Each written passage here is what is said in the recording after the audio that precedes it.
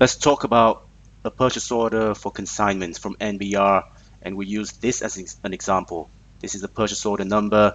This number P068 is not unique. Here you got March of 21 because in 2020 you might have another P068 from the same store. DDH simply means PO. So yep, there you go. They are ordering these many products. What we'll do is we're going into warehouse and we'll create a new voucher. It's gonna be this consignment voucher. You want to put in client code here and the information about the purchase order number, the store code. PNK simply means the courier already returned the goods dispatch notes with signatures from the supermarket staff on them to make sure it became a goods receipt note. So next, just input all the SKU numbers as they show on the purchase orders.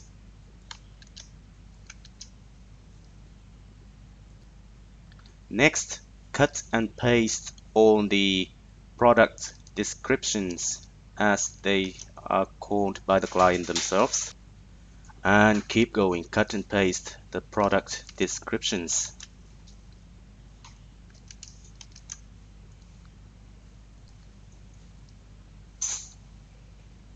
Cut and paste the product descriptions. Cut and paste.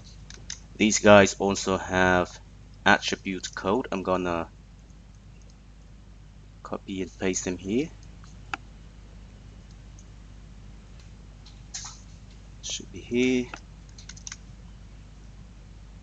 And similarly for this one, this is a smaller size. Cut and paste the product descriptions, and then you want to cut and paste the EANs. Next, SKU numbers.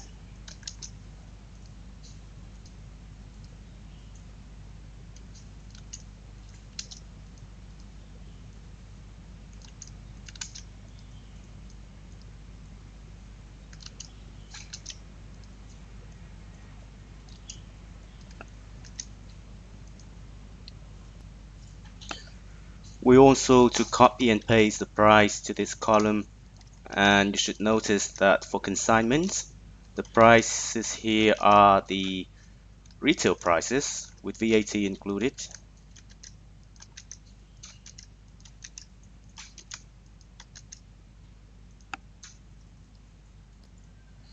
Now it's time to move the product codes back to our real ones. There you go. As we go along, you can notice that the prices jump up and down because that's the latest price that the system remembers.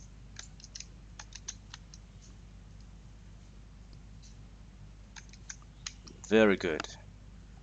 Next comes the quantity. 40, 30, 20, 20, 10, 20, 20, 20. We're delivering 180 products to them, which is slightly less than what they are ordering. That's what it is then. You may also want to double check if the prices that we have from the system is the correct prices that are on the purchase orders. They may make a mistake over here and our prices may be the correct ones. We never know, but it's always good to double check. So let me see. This is right. Copy it. This is right. Copy it. And just keep going as long as the prices are right. If it's not, contact them. Let them know that on their purchase orders they're not putting the right thing, not putting the right prices on it. If no drama, this is how it goes. Since this is simply a voucher to move products from one store to another, what you want to do is you want to put in the code of the store. In this case, consignment stores are there, supermarkets. Yep.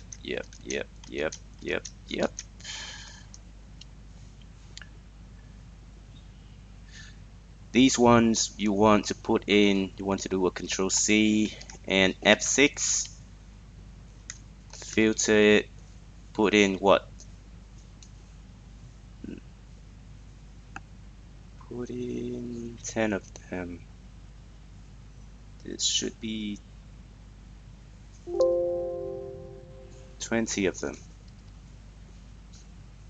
Something isn't right here. Oh yeah. So basically you want to put both of these. In any case, put 20 of them. Like this. And it'll be fine. You have 20 to save. And then for the one down here, you want to put 20 of them as well. So go in here and just pick. This is a bigger size, right? No, this is a smaller size. Pick this one and put 20 into it and save. Now you're ready to just save this document.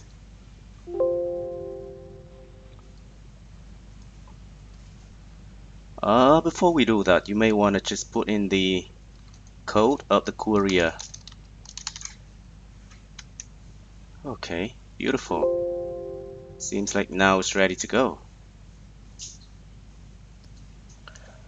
The customized template for use in this case is this one. You want to click on it. Here's what you get. It's going to come in 3 sheets. Handy. And it was already customized so that the SKUs and EANs are in the right columns in here. You also get the price. The name of the store itself is automatically pulled up, etc. So everything is ready. Just print it out and go. On the 15th of March, what you receive is February retail sales report, which is something like this from NBR. We'll open it up and we'll use TO space KY as the example. They are basically saying that during the month of February, we sold this many products of these SKUs, and based on this report, we can issue invoices to NBR for consignment sales, which is to simply go into this, create a new sales voucher, and you want to put in there's only one client code for, what is it? It's this one. You want to put the description like this for easy filtering later on, and here you want to put the employee code CS because this is consignment. The journal date is the last date of the month, which is this period, not the current date. Let's say today is the 10th of March. Next, you can easily replicate, you can easily find the SKU number. This report doesn't tell you the SKU number, but there is a way to find out. 3761. Just try 3761. There you go. What else? 12851. 12851. Just be careful. Sometimes there are many products, about 2 or 3, with the same numbers in the descriptions like this, because they are different sizes, for example, of the same product. So make sure you double check and put in the right thing. 14150. 14150. There you go. Next, it is business as usual. You want to cut and paste all the necessary information, starting with the descriptions. Here it also got the attributes code. Copy and paste. There you go. Cut and paste and cut and paste. Next, it comes the EAN.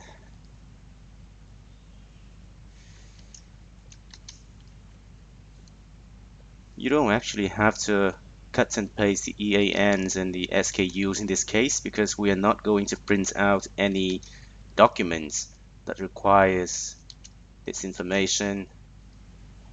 But I'll just do it here anyway. What is the number the quantities that were sold. You got 151. Let's just put them in 151. And also for consignment clients, the price that we want to copy here is the retail price with VAT included. You want to copy that, not this, right? And now once everything looks alright, it's time to move everything back to our real product code. What happens? Yeah.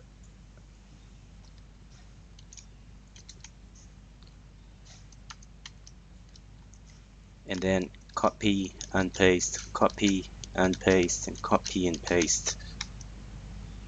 Next, you gotta deal with the price. Copy and paste from left to right.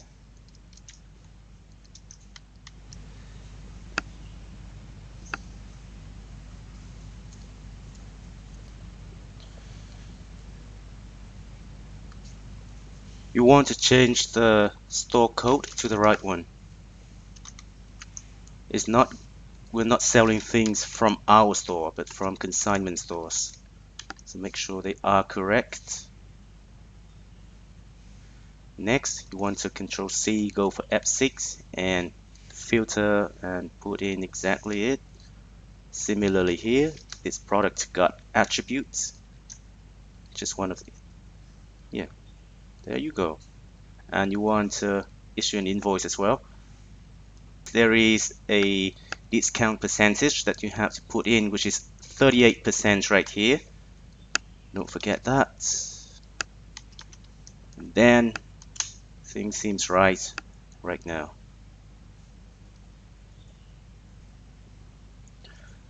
This was only an example. I'm gonna delete this voucher.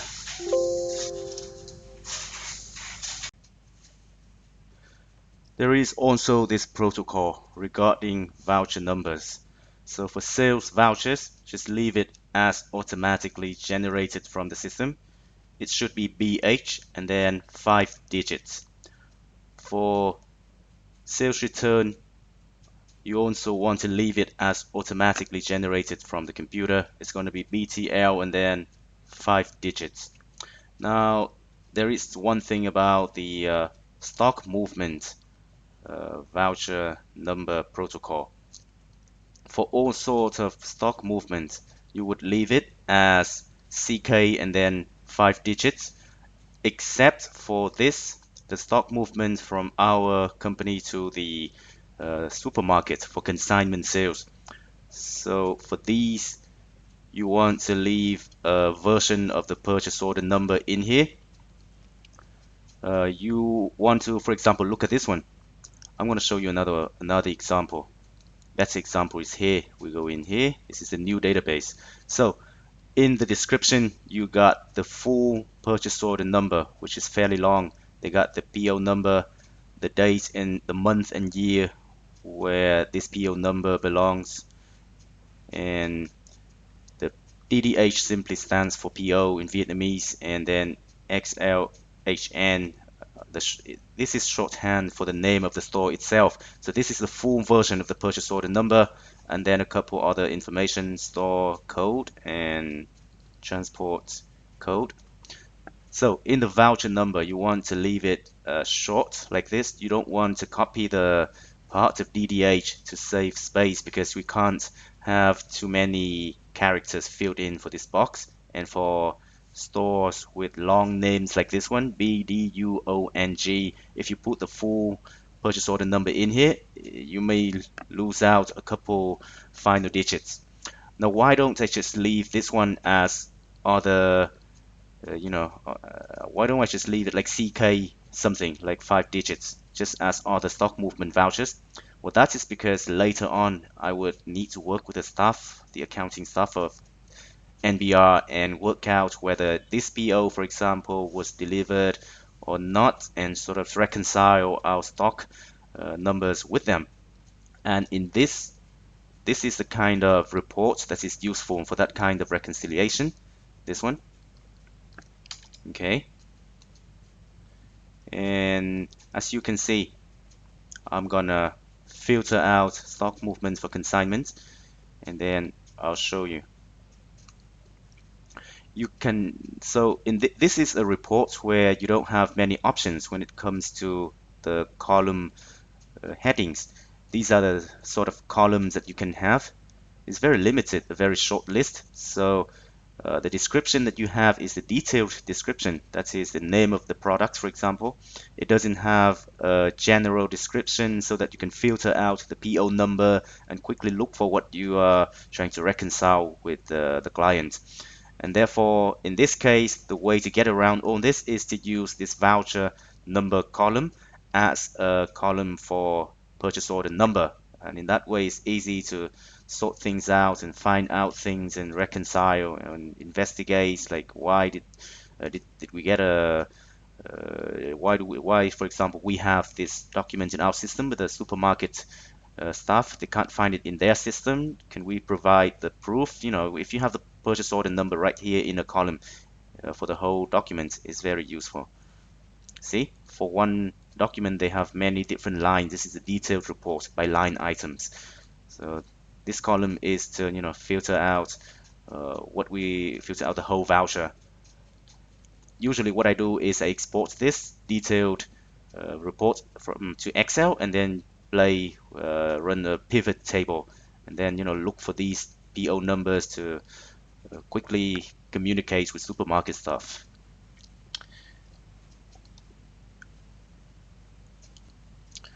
The final word is the purchase voucher number itself. Now, as I said, it should be short enough. And you may be wondering, why don't I just make it even shorter? Like, for example, this one could be P041 and then XLHN. Well, that's not how we should do it, because you may have the same PO number P041, but for example, February 2020. And in that case, the next time you enter the same PO number P041 for the same store, XLHN, you may get a warning from the system that, hey, this is a duplicate voucher number. In the past, in the previous database, it happened. So we were in this, you see, we were very simplistic when it comes to voucher numbers in here, but because of this, we encountered the situation where, for example, this one, I'm gonna filter P070TKY. P070TKY. See, this is a duplicate voucher number. It's not exactly duplicate. One is in October 2019, one is in December, and they are totally separate. Different products were ordered. It's just the same purchase order number. And so, yeah, it is important to put a voucher number here with the date as well, a shorthand version that is enough so as to avoid duplicates.